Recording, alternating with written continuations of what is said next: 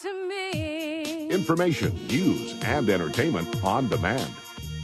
WSRadio.com. Welcome to Kitchen Dough, the food entrepreneur show with Mary and Heather. I'm Mary Goulet.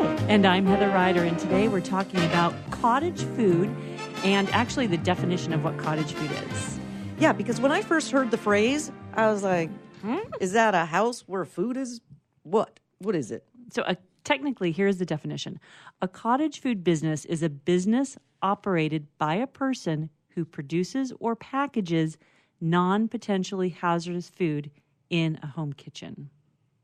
Okay, so non-potentially hazardous. So, here's where we go with this. Non-potentially hazardous food. So basically, there are in different states across the country, like here in California, there is a list of approved cottage foods that you are allowed to make.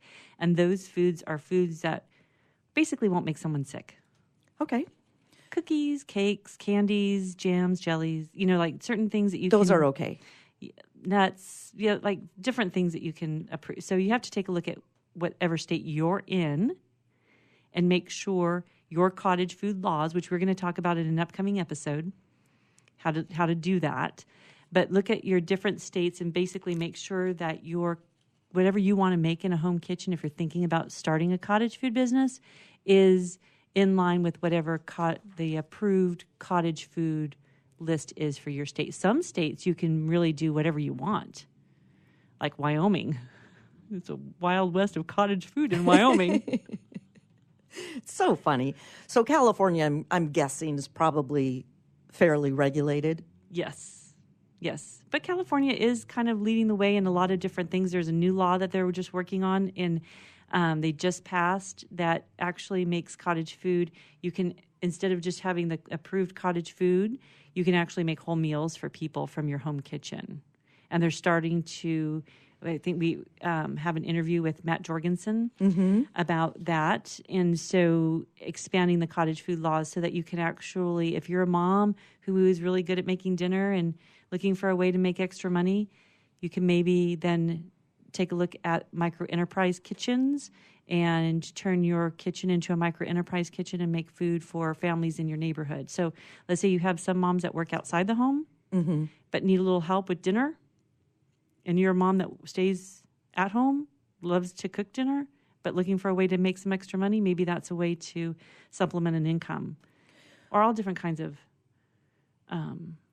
So you basically want to keep it pretty much on a small scale. I mean, it's not a huge operation, but you do need to have certain things in your kitchen that are just for creating, prepping something. Yes. So cottage food doesn't mean, just because a state passes a cottage food law, that doesn't mean that all of a sudden you can be open for business. You still have to get licensed. You still have to have your kitchen inspected. And again, every state is different. And then within every state is a county that regulates, like the counties regulate in California. So you have to go to the San Diego County Health Department to get a cottage food permit. Does that make sense? Yes. And is it difficult to qualify? I think that you just have to make sure that you follow the rules. All the rules, right? Yeah. Well, and I know we'll be putting out links to people's states that they live in that they can start the process. Do you start at the top down? Yeah, I think you start looking at what your state allows. And the other thing about cottage food also is it's direct to consumer. So basically, you can't be in California, you can't be a cottage food operator and then sell to a store that then turns around and sells. You have to sell direct to consumer. Okay. So you have to go through like farmers markets, and not all farmers markets allow cottage food operators. Some farmers markets don't allow cottage food operations. Wow. Yeah. So there's a lot of different things to consider. There's a lot of different ways to sell your cottage food. But basically what I think is for cottage food, and this is my opinion, but what I think is good about cottage food, it gives you an opportunity to at least start somewhere affordably and gives you a little bit of runway to test your product, Test the recipe, test the process of how you do it. Test if you want to do this. Yeah, that's true. Partway through, you might say, this is for the birds. Well, and seriously, because sometimes people love baking, but they love baking because they're giving it away. Right. Not selling it. So becoming a salesperson is a lot different than giving away your cookies at Christmas. And it's awkward if you've been making the Christmas cookies and packaging them and giving them to clients or family and friends and neighbors. And then you say, well, that'll be $12. Yes. The transition, you lost your core audience. You still have to bake for them. Well, and I think it's great also that if somebody says they love your cookies, okay, let's say I make you a batch of cookies and you say, oh my gosh, I love your cookies. You should sell those. My response then should be, okay, how much are you willing to give me? Yes. So when friends and family say, you should be, right. You say, okay then. Show me how much money you're giving me. Show me the money. Exactly. Well, and you've been researching this for like 4 years. Yeah, seems like a long time. Yeah. Mm-hmm. Have you noticed it trending as a movement or kind of stabilizing, or is there no real research on that? I think definitely trending as a movement, because in just the last several years that I've been looking at this, so many states have enacted or have improved their cottage food laws. So there were a whole host of states that didn't even have cottage food laws on the books, and now every state except for New Jersey has a cottage food law on the books. They don't want to sell their manicotti? Right?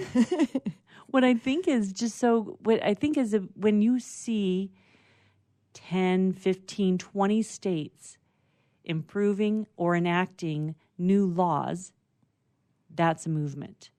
And I think it's because, to get 20 state legislatures to get one state legislature to enact or to make a move, right? Then all of a sudden you see, like I said, 10, 15, 20 state legislatures. So why do you think that is? Is there just one person lobbying really hard to get them to hear about it, learn about it, and back it? Or what's the reason why they've all flooded in like that? I honestly think it is people demanding it. And I do think, in recent years, we've seen this whole push toward more farmers markets, more fresh produce. I've noticed. Right? Yes. And farmers market, I almost think of like Iowa. Mm-hmm. They would always have them because the farms, the rural areas, and they bring their wares and sell them. But when we have how many in San Diego County alone? Right. There's a ton of them. And cities with their farmers markets. Santa Monica has a beautiful farmers market every Saturday. New York City, all these different big city urban areas are pushing. There's a push toward more fresh, locally produced. And that kind of makes sense with the culture of we want to support our local communities. Yes. And the other thing that I've noticed, the community gardens that are popping up. We have one in Encinitas that I've noticed. Richard's been involved, another co-host of mine on another show. He's been involved in one in the South Park area. And he was telling a story that one person wasn't tending their garden, and whatever was happening to the other people's crops, right, if you will. Mm-hmm. So anyway, I think that it's really gone grassroots to state capitals. Well, and it's that pendulum. Talking about the community gardens, they just launched a huge rooftop, beautiful community garden downtown Paris. Oh, wow. Yeah, so I think what has happened, and again, it's an opinion, but you see like this pendulum swing. So we went from the olden days when grandma and parents or people used to be in the kitchen and they used to prepare foods and everyone used to eat at home. And then we had this big swing toward commercialized, everybody ate out. We had in the 50s, you saw the TV dinners popping up. They were these fast. That's so funny. You're fast right. Solutions for meals. Yeah. That was easy to prepare, quick, processed. And now we're coming back. People don't want so much processed food. And when you look at like a cottage food cookie compared to like a processed packaged cookie, there's no comparison. Yep, we said it. I remember my grandma baked every week. She baked rhubarb pie, different cookies, all sorts of stuff. She was always in the kitchen baking. And there was a time Steve's grandmother used to sell her pies. That's how she made extra money for the family. They lived up in Northern California in the foothills of the Sierras, and she baked pies and sold her pies. And then all of a sudden, those opportunities were taken away from people because we swung to big processed pies that you could get in the frozen food aisle. Yes. And now people are coming back Marie Callender ruined stuff. I know. Well, they did make good pies. But you know what I mean? And then we're coming back to real food made by real people, small artisans, small batch. We see a lot of that. And so that small batch is really made by hands by somebody. And so the natural progression is these cottage food laws that are being enacted or improved. And that's fair. And it also is perfectly timed with the entrepreneur side hustle, economic gig, the gig economy that's really been taking off lately. So it just goes hand in hand. People want to make a couple extra bucks a month. And it's going to be a big thing. They say actually that this industry could be hit $20 billion by 2019. Yep. So we're going to be taking a look at cottage food laws and how you can check with your states coming up next.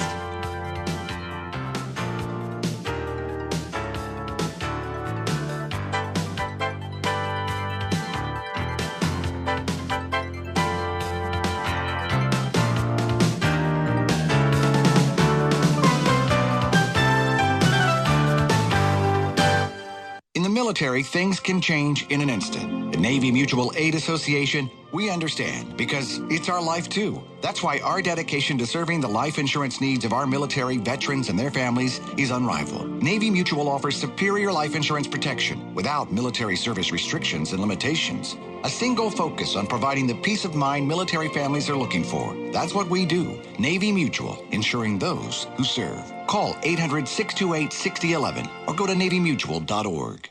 Tired of presentations with no impact, no inspiration, and no traction? Do dull speakers have you and your team disengaged and distracted by smartphones? Christopher McCullough brings energy, insights, and 2 decades of experience, delivered with punch, humor, and heart. Your team will leave energized, uplifted, and with a sense of purpose.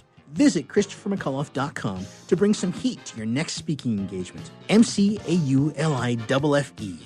ChristopherMcCullough.com.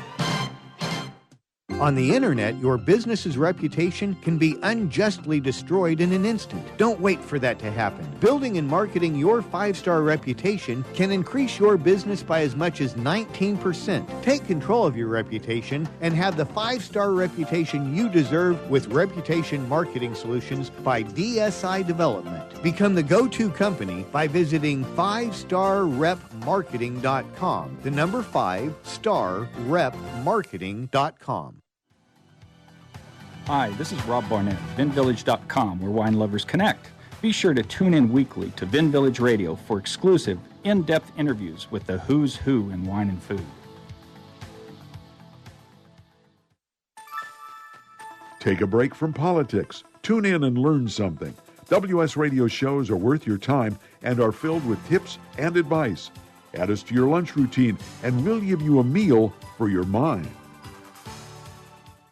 I've been bragging about Progressive Medical Center to you guys for years, and I'm so excited to have Dr. Agoli with us because, Dr. Agoli, a lot of people walk through your doors, and some of their biggest problems are they're just fatigued, they're tired all the time, and even though they're dieting and exercising, they cannot get the weight off. Why is that? It's a combination of poor metabolism, inappropriate eating, but more importantly, it's due to a lack of education and really doing the right testing. A lot of our patients are metabolically compromised. What does that mean? Their metabolism is not functioning. The metabolism is responsible for all physical and chemical processes processes necessary to sustain life, and that includes energy. And without cellular energy, your body is not going to be a burning machine. Let's get back and teach our listeners to be a fat-burning machine. It's been a lot easier to maintain my weight since Progressive Medical Center started treating me with all-natural supplements, learning proper nutrition, and that can be you today. No more frustrations about being tired or overweight. So why don't you get a hold of Progressive Medical Center today through progressivemedicalcenter.com. This is your life, live it well.